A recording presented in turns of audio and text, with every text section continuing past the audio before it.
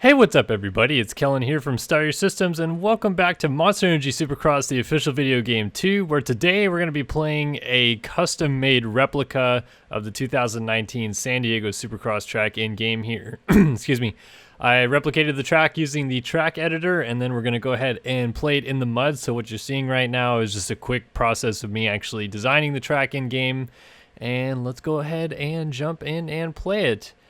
So, today, gonna ride as Mr. Dean Wilson, and if you follow along with what we do here on the channel, basically every week I will actually replay a replica version of the track from the previous weekend each Monday following the race and kind of recap the race. So I actually did that already for San Diego, and I played this exact track basically in Monster Energy Supercross 1 on Monday, but I wanted to go back and do it again in Monster Energy Supercross 2, just so I could kind of see a little bit maybe the difference of what it feels like to play it in 1 versus 2 and what it's like with the mud feature and things like that.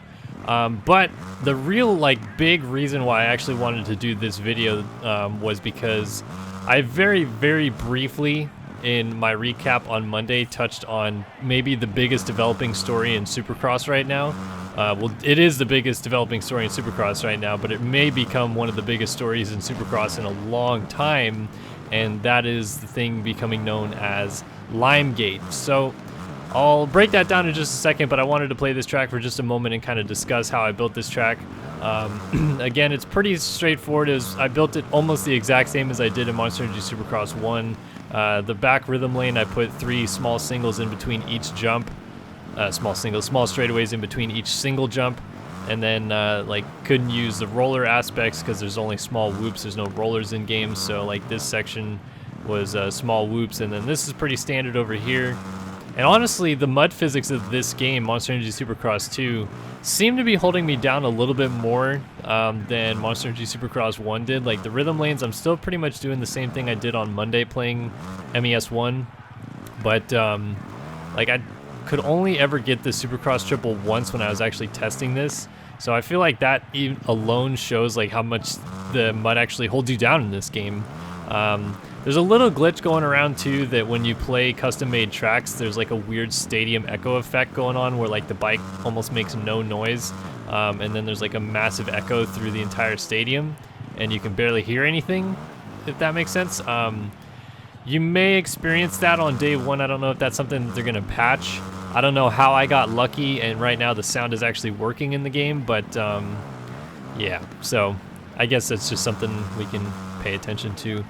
But anyway, enough about kind of talking about this game and whatnot. Let's talk about Limegate, because this is, like I said, it's really a developing story. It's becoming a pretty big deal pretty quickly. I think Feld is gonna try to keep this thing more or less as under wraps as they can, but I wouldn't be surprised if it hits national news at some point. You know, national news always loves to take a good drama-related story of any kind and run with it, so this one has a lot of, oh, there we go, I hit the Supercross triple. This story has a lot of kind of drama involved with it.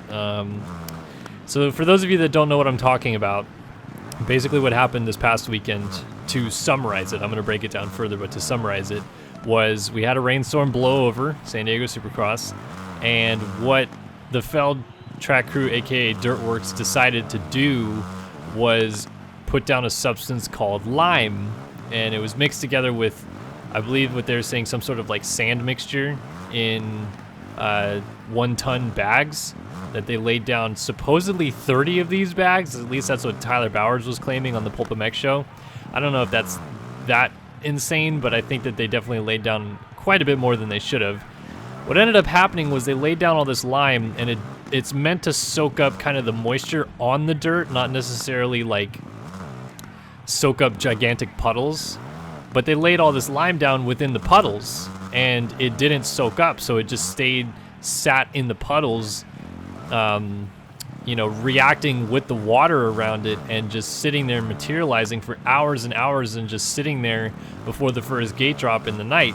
And from what the riders are saying, the worst was the gigantic puddle as you came across the start straight right here. If you you did this little wall jump and came across the start straight, they hit this huge puddle and then they turn around and kind of just ride right back through it right here onto the start straight. This puddle is what riders seem to believe a majority of the lime. Now, we haven't been able to really confirm exactly how much lime was put down in that area, but it does seem to be the biggest problem area because tons of riders, pretty much the only guys that aren't complaining are the ones that you could visibly see were staying relatively dry from that section and not getting roosted or splashed in there all evening long, a la Eli Tomac. But almost every single rider that you can imagine has made some sort of comment on Twitter, Instagram, Facebook, whatever, about massive chemical burns from the lime and its reaction to the water, and it's damaged their skin. It's massively damaged their motorcycles, aluminum and steel frames alike. The frames are absolutely destroyed on several bikes. Their engine casings are just completely eroded down. And then, yeah, obviously the biggest issue here is their skin. And a lot of riders are saying that they have some pretty bad chemical burns in some rather sensitive areas, because if you've ever ridden through like a wet session on a dirt bike or anything like that, you know where water tends to build up and kind of stay and materialize, and it's in the not so friendly areas. And so you can imagine, if you look at what lime does when it comes to chemical burns on hands, and then it ends up in those areas, kind of the level of frustration that's being risen. But I mean, regardless of what area it's in, it's really just kind of an unacceptable circumstance that's arisen from this, where they definitely put down way too much lime, way more than they should have, and then they put it down in the wrong spots. So timeline of events, like I said, was they supposedly built the track with some lime already in the track, knowing that there was rain coming and they were going to try to keep the dirt as dry as possible. And then they pulled the tarps off at 2:30, and heavy downpour came at 3 o'clock, and so then the lime started getting risen up into the dirt. But in order to counteract what was already happening to the track, they decided to throw more lime down onto the track, and that's where we're really starting to find these chemical burns really shining through. Because for those of you that don't know, they used and have used lime for several years when it comes to actually drying up surfaces on Supercross tracks. So potentially speaking, the use of lime in Supercross has actually saved some tracks from, more or less mud races in the past, and maintained them as being dry. I don't know for a fact that they use lime at this race, but one such that comes to memory is there's torrential rains going through the Los Angeles area in 2012. And somehow, some way, that track ended up being pretty dang dry for the race, like to the point where they actually had to water it. And I'm pretty sure that they used a good amount of lime to keep it dry. So that night it worked. Obviously, this past weekend in San Diego, it did not work, and now there's a lot of backlash coming from it. Not just riders and the damage that's done to their body, but also, track workers that were down there are also having issues. And then mechanics and such that had to work on the bikes also having issues, and then the bikes themselves massively damaged. So there's thousands and hundreds of thousands of dollars of damage being done now to these motorcycles. And then obviously the health related issues with the riders and the personnel on the track. And perhaps the biggest issue of them all is the KTM juniors actually did like a 3-corner race, because for some reason they decided to send the KTM junior kids out in this, just mind-boggling bad track when it came to, conditions. Like, there was no way that they were going to make it past a couple corners, and then they didn't. My dad even was telling me, I'm sitting next to him, he's like, there's no way they go more than like 2 corners, and they almost didn't. They went 3 corners. So it was a weird thing that they decided to run the KTM junior race. And then, of course, the kids got chemical burns as well, because some of them ended up crashing on the start straight where the puddle was, and, laying in the puddle as they're trying to get stood up again. And, children's skin is actually a lot more sensitive than adult skin anyway, so they got bad chemical burns as well. And this has just turned into an absolute nightmare for Feld, which, I mean, it's their own fault. They, due to negligence in this situation, they have caused themselves a massive backlash situation. And now here we are sitting here on Tuesday evening with the following things having happened. Number one, was all the riders going onto social media and making posts about it and saying like this is ridiculous, and then fans getting in, or not fans, but you know, the KTM junior parents getting involved and saying like this needs to be fixed. If you've been kind of following kind of like the drama going on and unfolding on like Vital and other message boards, there seems to be some speculation that lawyers are already involved, which is, you know, kind of maybe the right thing to do here. I'm not going to speculate on what's the right thing to do here, but obviously the wrong thing was what Feld did, so some repercussion needs to be taken from this. And so on Monday evening, we heard on the Pulp MX show that Feld was going to have some sort of reaction or press release statement on Tuesday, which is today. And they did, but before that, which was kind of peculiar to everybody, the American Motorcyclists Association, aka the AMA, also released a press release that basically said nothing. I mean, it was to the point of they're coordinating with the Supercross providers Feld to identify riders and teams that were affected by this, and then they said something about like safety being their top priority and the well-being of their riders. I mean, it was basically just, you know, a lot of jargon. It didn't really accomplish anything. It didn't, you know, absolve anybody of fault or anything like that. It just said, this incident happened, we're looking into it, and that was pretty much it. And it was really weird because we'd heard about the Feld press release coming and what they were going to say, or, you know, that they were going to say something. And to hear from the AMA was kind of weird because you don't usually hear from the AMA unless it's related more specifically to, like, you know, rules and regulations or penalties of the actual racing that goes on the track. So it kind of took everyone aback. But then a few hours later, of course, then Feld also dropped their press release, and again, just kind of quickly summarizing what Feld had to say.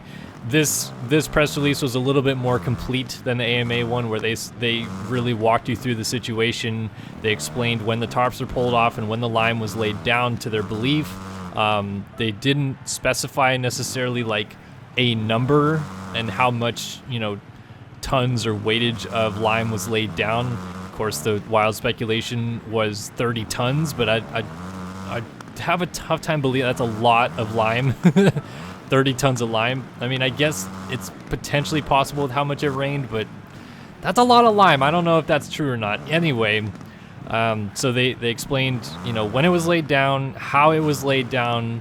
They are, of course, trying to avoid the legal situation of actually owning up to having done some sort of wrongdoing.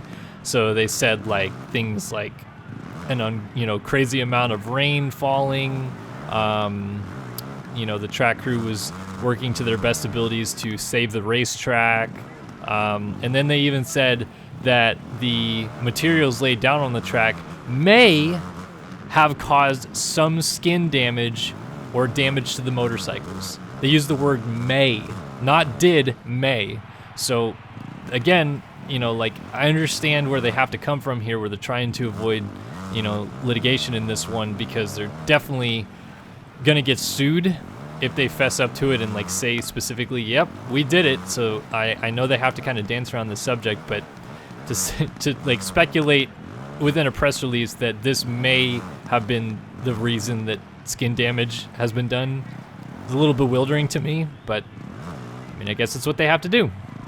And then from there, they went on to further explain that they have began to reach out specifically to riders and teams to get a list compiled of everybody that has been affected by this, and work with the riders and teams to come up with a solution in terms of maybe financial repercussions or whatever it is.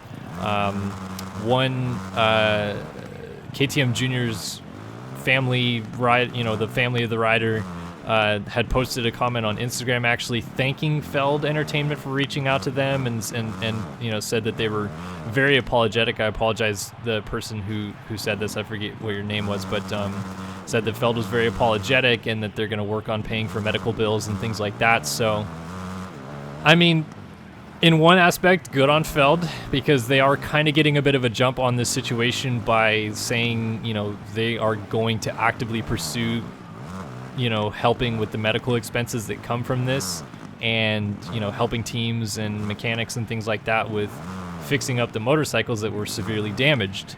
But this just can't happen. I mean, to begin with, even afterwards, to say things like this, like, all of it cannot happen. This is completely 100% unacceptable by by Feld.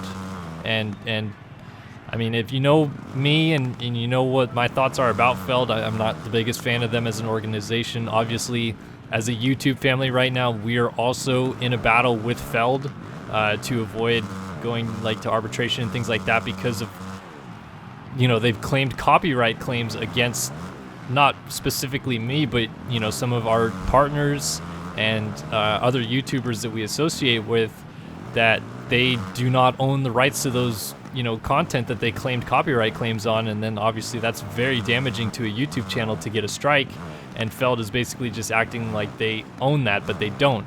So again, Feld isn't really in a good spot right now anyway. They're already, you know, dealing kind of with us, which is small, and then they have this whole situation, which is just gonna obviously at some point blow up. I cannot imagine that a major news corporation sees this roll across their desk and doesn't do something, like doesn't say something about it, doesn't have an article post somewhere that gets people fired up, because this is kind of a big deal. This is, you know, the riders and the teams of a professional sport having to deal with the promoter of an event, you know, inaccurately following some sort of protocol, thus causing severe damage to, you know, riders' health and safety, but, you know, also to the well-being of their own, you know, personal endeavors. Really, like, there's a ton of riders right now that are on Twitter and Instagram saying, like, I'm done. Like, I can't race the rest of the year now because my bike is toast. Like, the Lyme has damaged my bike so severely that I can't even go out right now and make a living riding a motorcycle, because I can't get to the next round with my bike as damaged as it is. So they're just done. That's completely unacceptable and very damaging to the show. And I think that we're only just seeing the very beginning of the repercussions that come from this, honestly. I think Feld has a long road ahead of them, as they deserve. And I think that, honestly, this whole thing could have been avoided if these guys would just use a different substance. I don't agree at all with the use of lime. I mentioned it in my first video. I very briefly touched on it, but probably just about as good at actually drying up wet surfaces, and when you have really, really wet and rainy surfaces, will work really, really well when it comes to racing motorcycles, is sand. And sand is, you know, not the hardest chemical to obtain. Like, you can get a chemical toxin such as lime, but you can't get sand. Like, that's ridiculous. Just go get sand. It's the easiest fix here, and I'm sure that that's something that they'll look into now, which they should have at the beginning. But if they even think about using lime again to dry up racetracks, then we're going to have a whole nother whirlwind of litigations and stuff against them, because they're basically just throwing caution to the wind and saying that rider safety is not their utmost importance if they do it again.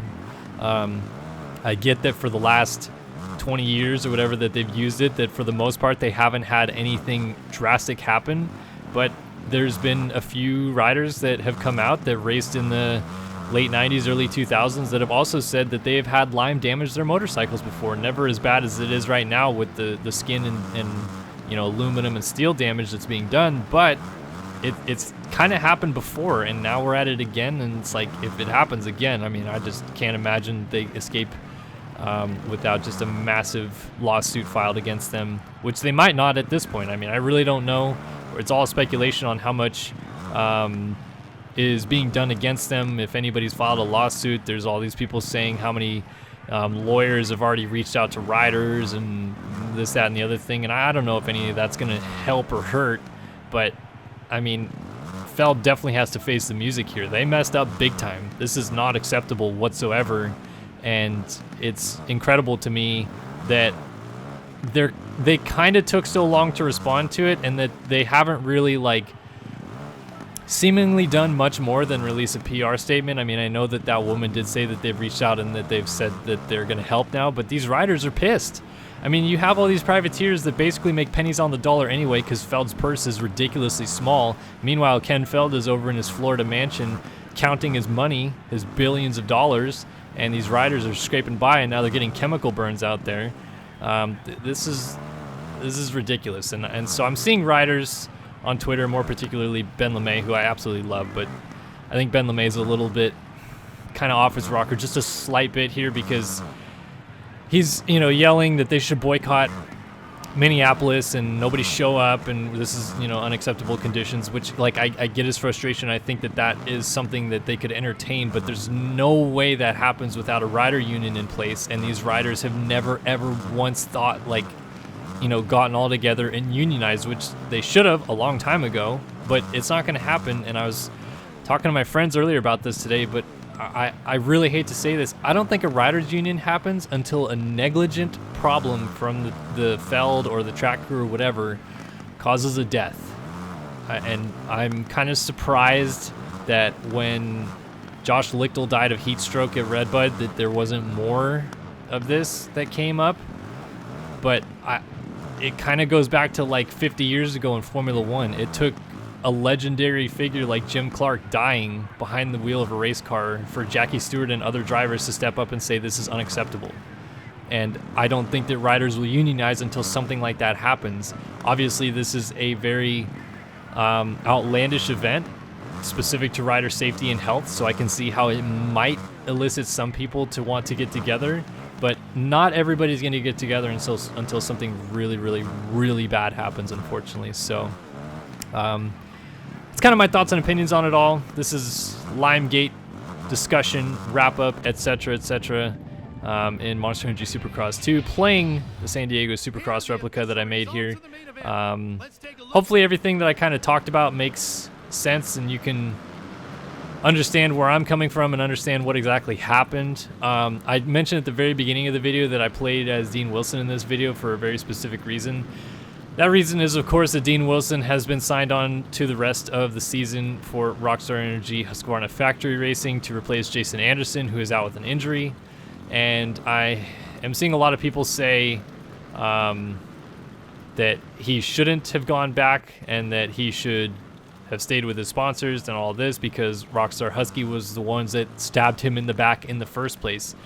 And I don't want to go off on another rant here, but I think you guys need to understand where Rockstar Husky was. They had a two-time 250 Supercross champion and outdoor champion on a 2-year contract that was going to be forced to move up, lining up on the team. Like, there's no way that they could leave Osborne off the team there. Like, he absolutely had to be on the team because he had a deal in place and he was forced to move up.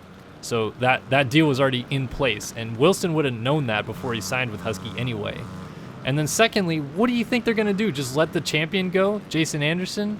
I mean, of course, now he's hurt, and everybody's saying, like, oh, it should have been Wilson the whole time. But that's the stupidest thing ever. Of course they're going to have the champion on the team. It's like acting Jason Anderson should have been off the team so Wilson can be on the team. I mean, Husqvarna and Rockstar both stepped up to the plate because they both really liked Wilson and sponsored his efforts. He was still basically on a factory Husky all season long, and he had full Rockstar support along the way. Now he's on the full factory team, and I think that that's the right move, and I think that obviously he probably wasn't thrilled with the circumstance, but he had to have known what the circumstance was. So Wilson to factory Rockstar Energy Husqvarna for the rest of the season, and that is going to synopsize Limegate for us. So go ahead and discuss in the comment section below, talk about it. Love to hear your guys' thoughts and opinions, and I hope to see you guys in the next one here on Star Systems. My name is Kellen, and I'll see you guys in the next one. So long for now.